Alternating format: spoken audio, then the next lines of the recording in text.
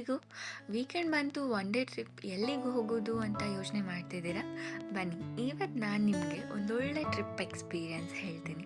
ಹಾಗೆ ನನ್ನ play ಲಿಸ್ಟಲ್ಲಿ one day trip ಅಂತ ಕ್ಯಾಟಗರಿ ಇದೆ. ಸೊ ನಿಮಗೆ ಯಾವ್ದು ಪ್ಲೇಸ್ ಇಷ್ಟ ಆಗುತ್ತೆ ಆ ವೀಡಿಯೋಸ್ ರೆಫರ್ ಮಾಡಿ ನಿಮಗೆ ನಿಯರ್ ಬೈ ಇರೋದು ಹೋಗ್ಬೋದು. ನಾನು ವೀಡಿಯೋಸ್ ಅಪ್ಲೋಡ್ ಮಾಡ್ತಾ ಹೋಗ್ತೀನಿ.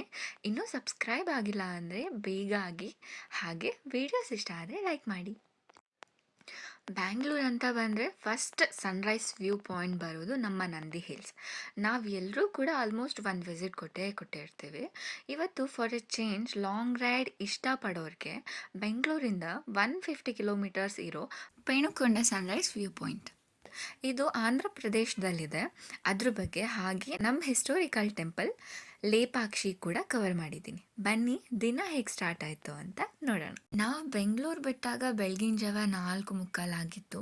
ಫುಲ್ ಫಾಗ್ ಇತ್ತು. ಆದರೂ ನೀವು ಎಷ್ಟೇ ಬೇಗ ಬಿಟ್ಟರು ನಮ್ಮ ಬೆಂಗಳೂರು ಟ್ರಾಫಿಕ್ ಗೊತ್ತಲ್ಲ, ರೋಡ್ ತುಂಬ ವೆಹಿಕಲ್ಸೆ.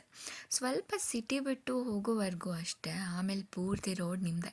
ಏನೇ ಹೇಳಿ, ಈ ಬೆಂಗಳೂರಿಂದ ಆಂಧ್ರ ಹೋಗೋ ನ್ಯಾಷನಲ್ ಹೈವೇ ಇದೆಯಲ್ಲ, ಬೈಕ್ ರೈಡರ್ಸ್ಗಂತೂ ಚಿಂದಿ ಅಂತೂ ಹೌದು. ಆ ಫುಲ್ ರೈಡ್ ಟ್ರಿಪ್ ವಿಡಿಯೋ ನೀವೇ ನೋಡಿ.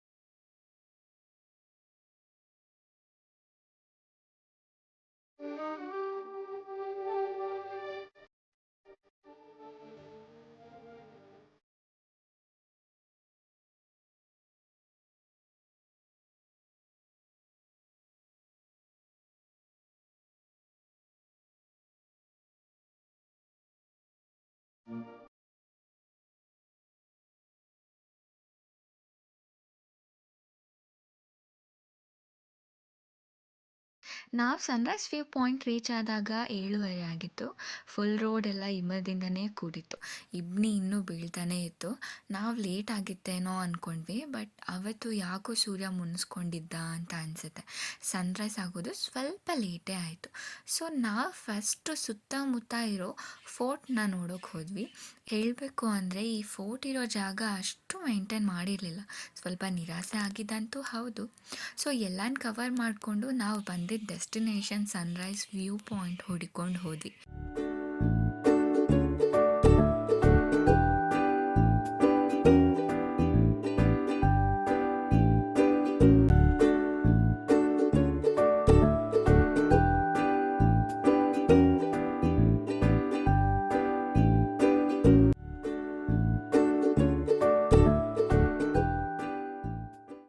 ಸೊ ನೀವು ನೋಡ್ಬೋದು, ಫುಲ್ ರೈಡರ್ಸೇ ಇದ್ದಾರೆ. ಎಲ್ಲರೂ ಸನ್ರೈಸ್ಗೆ ವೆಯ್ಟ್ ಮಾಡ್ತಿದ್ರು.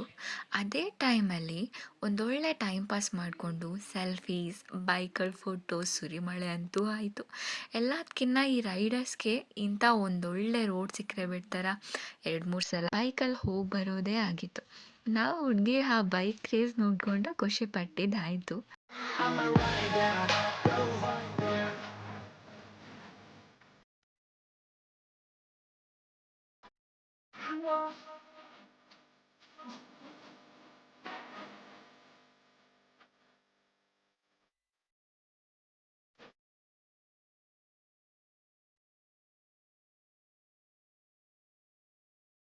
ಎಲ್ಲ ಆದಮೇಲೆ ಬಂದ ನಮ್ಮ ಸೂರ್ಯ. ಬೆಳಿಗ್ಗೆ 8 ಗಂಟೆ ಆಗಿತ್ತು. ನಮಗೆ ಅದುವರೆಗೂ ಆ ವ್ಯೂ ಪಾಯಿಂಟ್ ಎಲ್ಲಿದೆ ಅಂತಲೇ ನೋಡ್ತಿದ್ವಿ. ಸಿಗಲಿಲ್ವಲ್ಲ ಅಂದ್ಕೊಂಡು ಹೋಗೋ ಅಷ್ಟರೊಳಗೆ ಅಲ್ಲಿ ಸ್ವಲ್ಪ ಬೈಕ್ ರೈಡರ್ಸ್ ಎಲ್ಲ ನಿಂತ್ಕೊಂಡು ಫೋಟೋಸ್ ತೊಗೋತಿದ್ರು. ಸೊ ಆವಾಗ ಖುಷಿ ಆಯಿತು. ಬಿಕಾಸ್ ಆ ವ್ಯೂ ಪಾಯಿಂಟ್ ಪ್ಲೇಸಲ್ಲಿ ನಿಂತ್ಕೊಂಡು ನೋಡೋ ಮಜಾನೇ ಬೇರೆ. ಏನೇ ಹೇಳಿ, ಒಂದೊಳ್ಳೆ ಲಾಂಗ್ ಡ್ರೈವ್ ಅಂತೂ ಹೌದು, ಮಸ್ಟ್ ವಿಸಿಟ್ ಅಂತ ಹೇಳ್ತೀನಿ. ಸೊ ಇನ್ನೇನು ಎಲ್ಲ ನೋಡಿದ ಮೇಲೆ ಸನ್ಗೆ ಬಾಯ್ ಬಾಯ್ ಹೇಳ್ತಾ ನೆಕ್ಸ್ಟ್ ಯಾವ ಪ್ಲೇಸ್ ಕವರ್ ಮಾಡೋದು ಅಂತ ನೋಡೋಕೆ ಮುಂಚೆ ಹೊಟ್ಟೆ ಸಖತ್ ಹಸಿತಿತ್ತು. ಅಲ್ಲಿ ನೋಡಿದರೆ ಸುತ್ತಮುತ್ತ ಯಾವ ಹೋಟೆಲ್ಸ್ ಕೂಡ ಇರಲಿಲ್ಲ. ಫೋರ್ಟ್ ಎಂಟ್ರೆನ್ಸಲ್ಲಿ ಒಂದು ಹೋಟೆಲ್ ಇದೆ. ಅಲ್ಲಿ ತಿಂಡಿ ಮುಗಿಸಿ ನಾವು ನೆಕ್ಸ್ಟ್ ಡಿಸೈಡ್ ಮಾಡಿದ್ದೇ ಲೇಪಾಕ್ಷಿ. ಅದು ಪೆನುಕೊಂಡದಿಂದ 50 ಕಿಲೋಮೀಟ್ರ್ ಇದೆ.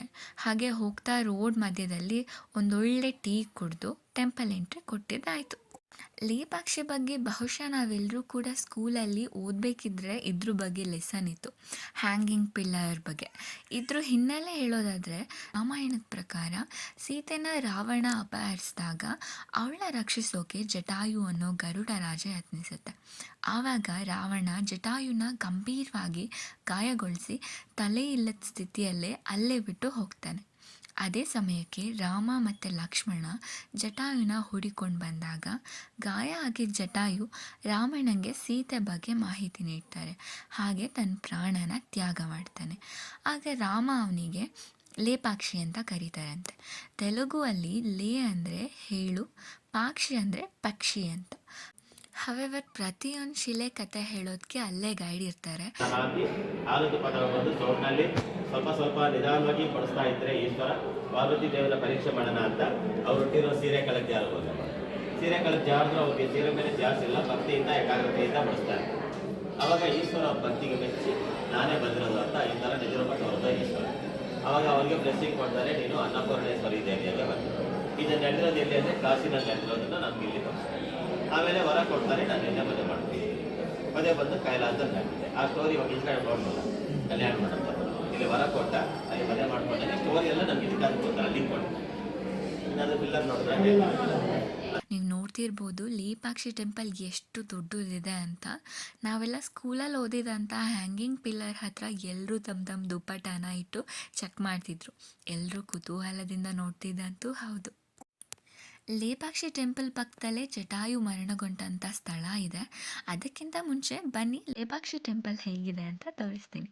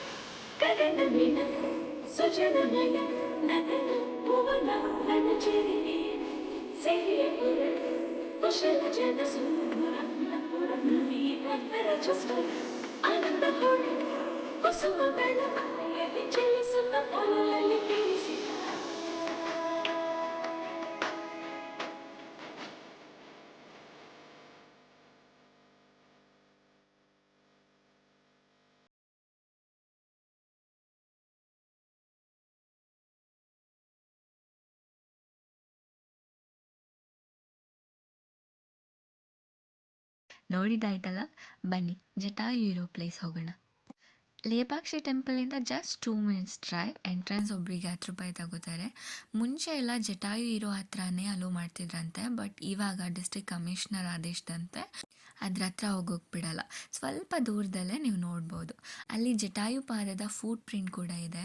ಎಲ್ಲ ನೋಡ್ಕೊಂಡು ವಾಪಸ್ ಹೋಗಬೇಕಾದ್ರೆ ಅಲ್ಲಿ ಹ್ಯಾಂಡ್ಮೇಡ್ ಪೆನ್ಸಿಲ್ ಸ್ಕೆಚ್ನ ನೋಡಿದ್ವಿ. ಒಂದು ಫೋಟೋಗೆ 300 ರೂಪಾಯಿ ತಗೋತಾರೆ. ನೀವು ಹೋದಾಗ ಟ್ರೈ ಮಾಡ್ಬೋದು. ಏನೇ ಹೇಳಿ ಒಂದು ಒಳ್ಳೆ ಟ್ರಿಪ್ ಅಂತೂ ಹೌದು. ನಾವು ಬೆಂಗಳೂರು ವಾಪಸ್ ತಲುಪಿದಾಗ ಸಂಜೆ 6:15 ಆಗಿತ್ತು. ಇದೇ ಥರ ಮೋರ್ ವೀಡಿಯೋಸ್ಗೆ ಸಬ್ಸ್ಕ್ರೈಬ್ ಆಗಿ. ವೀಡಿಯೋಸ್ ಇನ್ಫಾರ್ಮೇಟಿವ್ ಇದ್ದರೆ ಲೈಕ್ ಮಾಡಿ.